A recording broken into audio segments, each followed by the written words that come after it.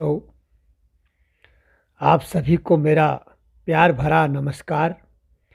आज मैं आपके सम्मुख रीतिकाल के सुप्रसिद्ध कवि घनानंद का परिचय और आपके पाठ्यक्रम में संकलित उनके पद, उनकी व्याख्या लेकर के प्रस्तुत हूँ। घनानंद का रीतिकाल में बहुत ही सुप्रसिद्ध स्थान है। वे रीतिकाल के रीति मुक्त काव्य धारा के कवि माने जाते हैं।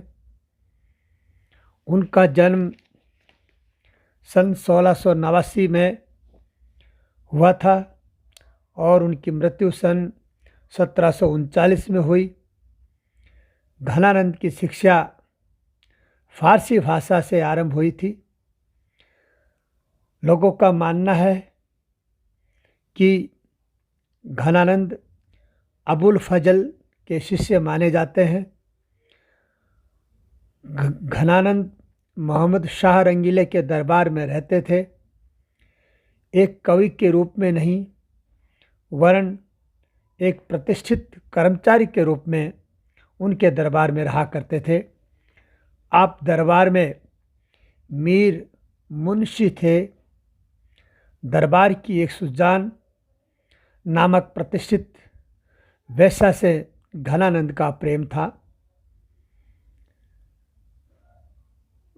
घनानंद के जो दूसरे दरबारी मित्र थे, वे इस बात को जानते थे कि घनानंद सुजान नामक वैश्या से बहुत ही गहरा प्रेम करता है।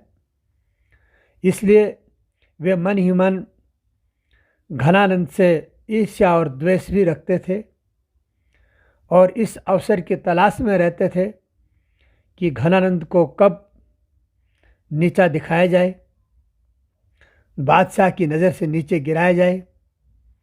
बादशाह घनानंद का बहुत अधिक सम्मान करते थे। इसी क्रम में एक दिन उनके मित्रों ने बहुत बड़ा कुचक्र चला,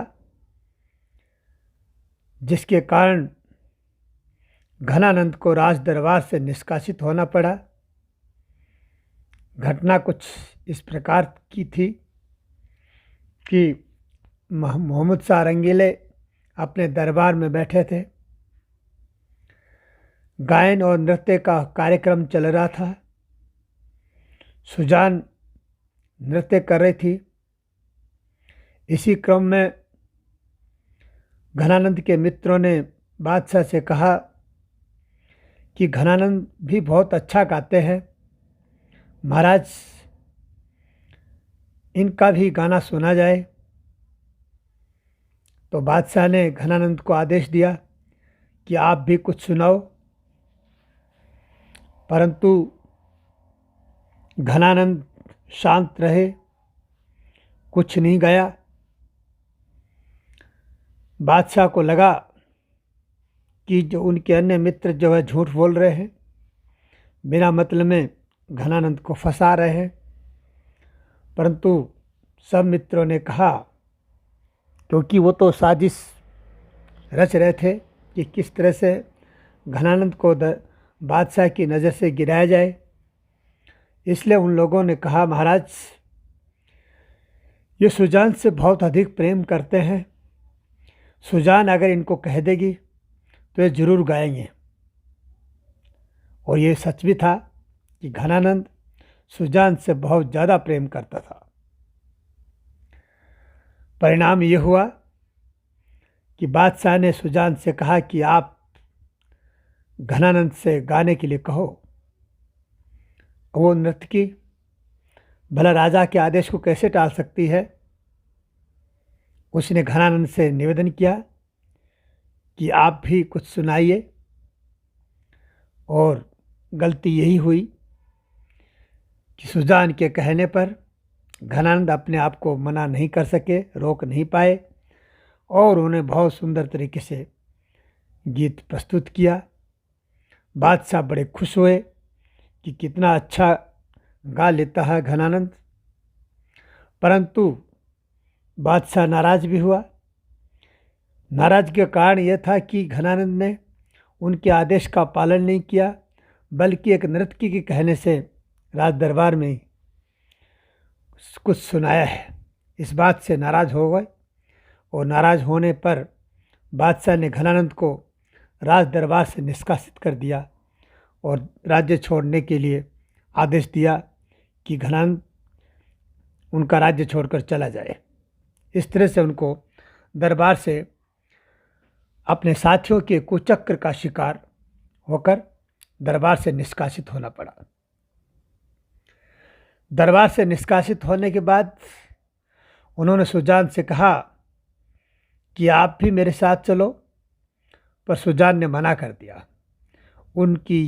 उस सुजान की ये निष्ठुराई, ये कठोरता उनके दिल को बहुत बड़ा आघात पहुंचा गई। फलतः वे भक्ति मार्ग की तरफ मुड़ गए और अपने अंदर प्रभु भक्ति का प्रेम और अधिक तरीके से प्रगाढ़ करने लगे। वे जान गए कि संसार सब स्वार्थ का है, सब दिखावा है, कोई किसी से प्रेम नहीं करता है। अगर कोई करता है या उसकी मजबूरी है या उसका कोई स्वार्थ है, सिर्फ प्रभु ही अपना है, उसी से प्रेम किया जाए। उन्होंने प्रभु को सुजान मान करके उसकी उपासना की। कहते हैं कि निष्कासित होने के बाद घनानंद वृंदावन गए। वहाँ पहुंचकर निम्बार्क वैष्णव संप्रदाय में दीक्षित हुए और कृष्ण की उपासना में लीन हो गए। घनानंद एक विशिष्ट संगीतज्ञ थे। भाषा की दृष्टि से वे मुख्यतः ब्रज भाषा के कवि थे। उनकी रचनाओं की अगर बात की जाए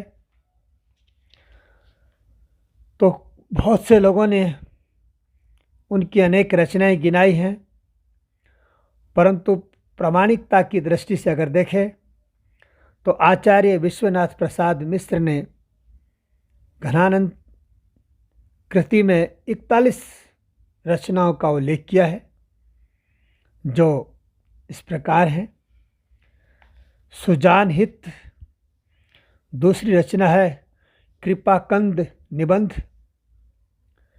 तीसरी वियोग वेली, चौथी रचना इश्क लता, पांचवी यमुना यश, छठी प्रीति पावस, सातवीं प्रेम पत्रिका, आठवीं प्रेम सरोवर, नवीं ब्रज विलास, 10वीं सरस बसंत, 11वीं अनुभव चंद्रिका,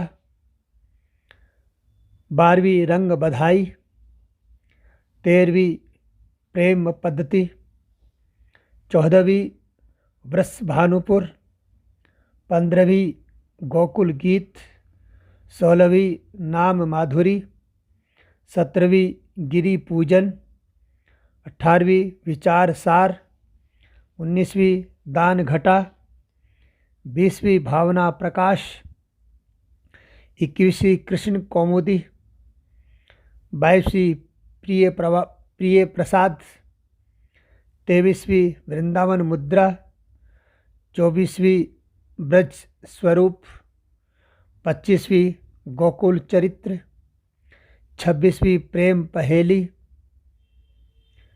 27वीं रसना यश, 28वीं गोकुल विनोद, 29वीं ब्रज प्रसाद, 30वीं मुरली कामोद, 31वीं मनोरथ मंजरी, 32वीं ब्रज व्यवहार, 33वीं गिरी गाथा, 34वीं ब्रज वर्णन,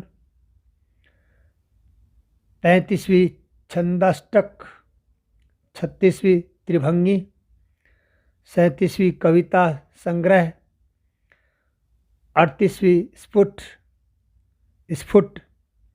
39वीं पदावली, 40वीं परमहंस वंशावली, और 41वीं धाम चमत्कार।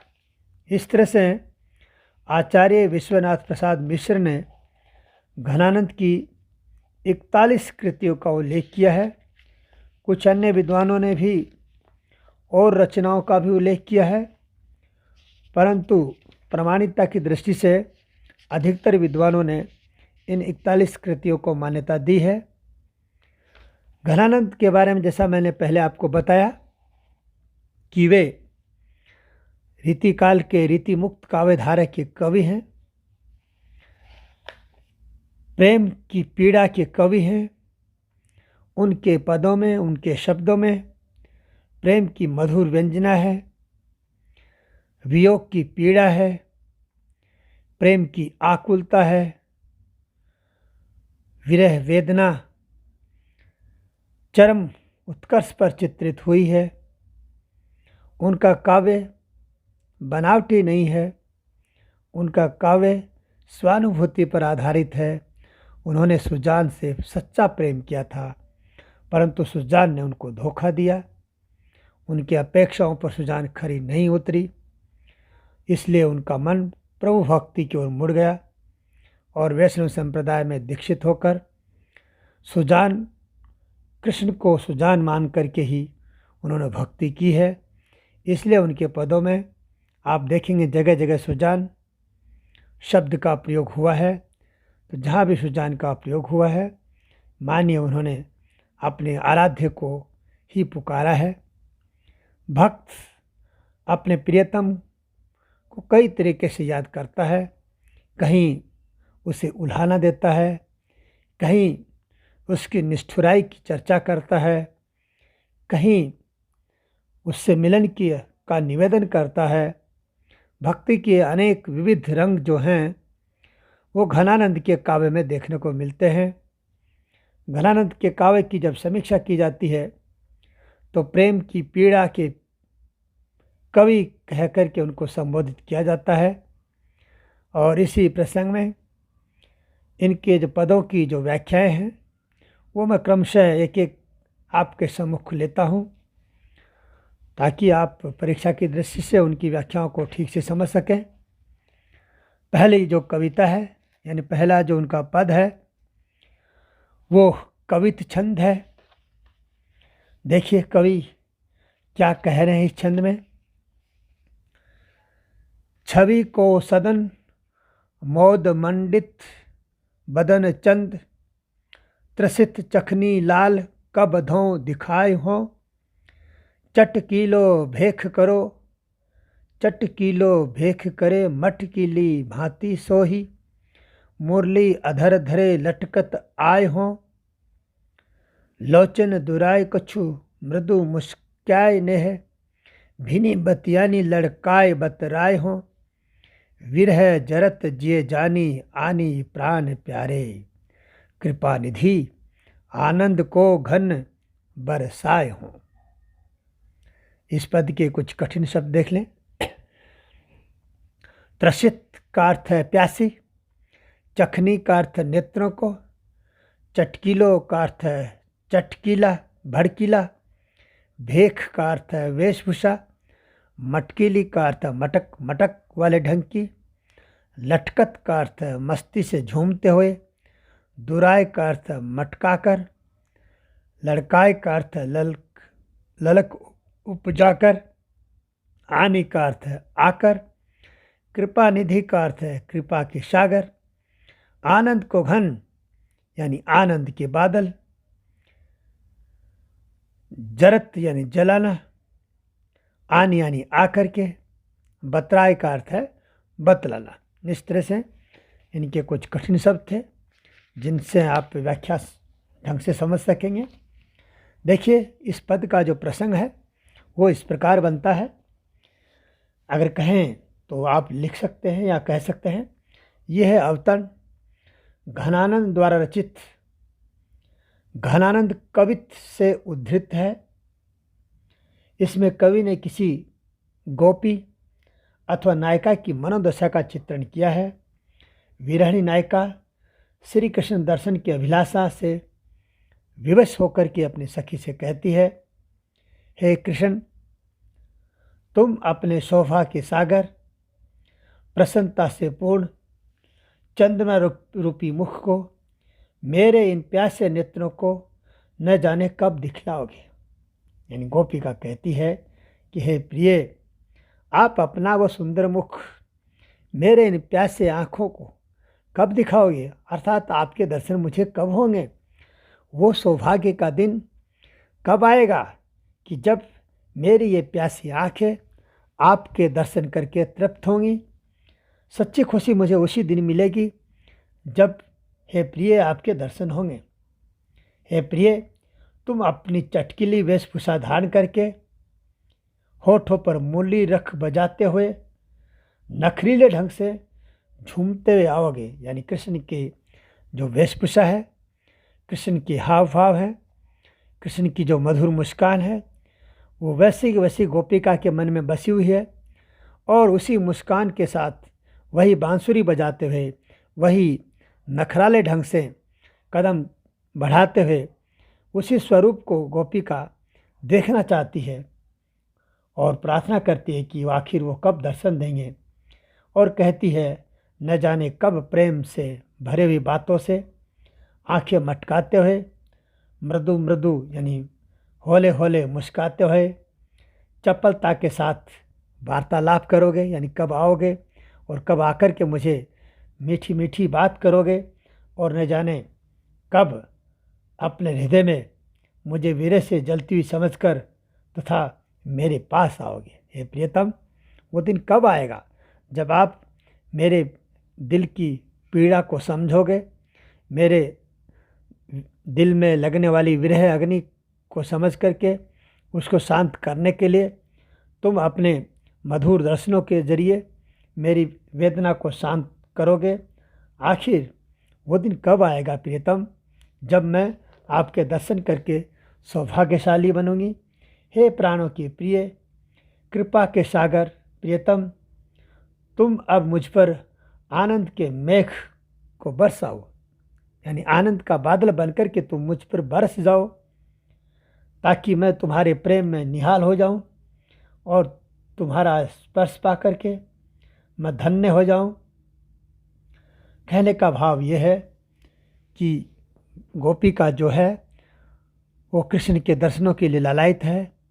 कृष्ण की जो नखरीली अदाएँ हैं उनको देखना चाहती है, कृष्ण से बात करना चाहती है, कृष्ण का प्रेम पाकर के उस प्रेम की वर्षा में सरोबार होना चाहती है। इसी भाव के में भर करके कवि ने गोपिका के माध्यम से अपने मन की पीड़ा व्यक्त की है कि आखिर कृष्ण आकर उनको कब दर्शन देंगे। इस पद में कुछ विशेष बातें अगर देखें तो कह सकते हैं कि प्रियतम की रूप छवि के साथ समस्त व्यवहार को प्रेमानुकूल बताकर उनके संयोग की लालसा नायिका द्वारा व्यक्त की गई है। इस पद में अनुप्रास, रूपक, उपमा तथा काव्यलिंग अलंकारों का प्रयोग हुआ है। मनहरण कवित छंद की यति गति बहुत ही उचित है, सुंदर है, भाषा कवि की ब्रज है। और इसी के साथ इस वीडियो में अपनी बात को मैं विराम देता हूँ। शेष अगले वीडियो में घनानंद के कविताओं की व्याख्या लेकर के फिर से प्रस्तुत होगा। इसी के साथ आप सबको बहुत बहुत धन्यवाद।